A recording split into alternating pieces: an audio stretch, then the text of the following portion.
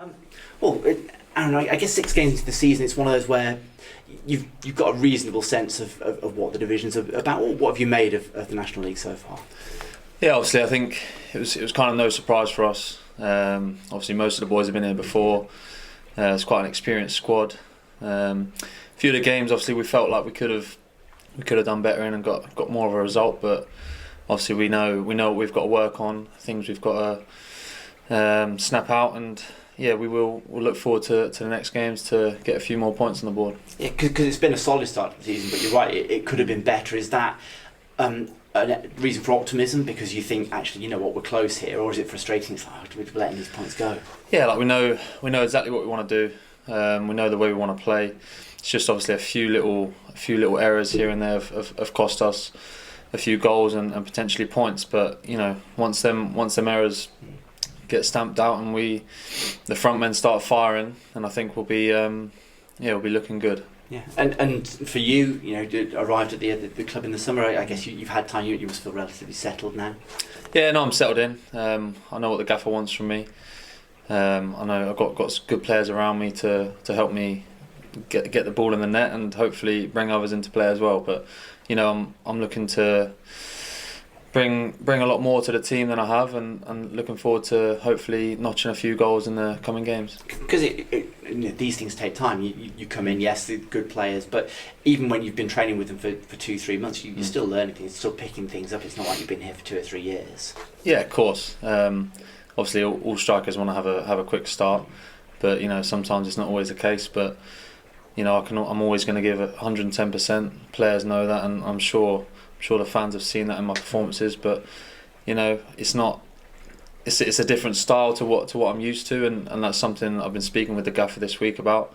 And I just have to adapt a few things and adjust, and I'm sure it will click soon. Yeah, because for a striker especially, there are teams that just look to hit the byline and get crosses in. Yeovil like to try and play a little bit of football. So does that completely change the kind of runs and the timing of the runs you're making? Yeah, sure. I am used to more crosses into the box, etc. But yeah, it's a bit more of a patient build up, especially from my role.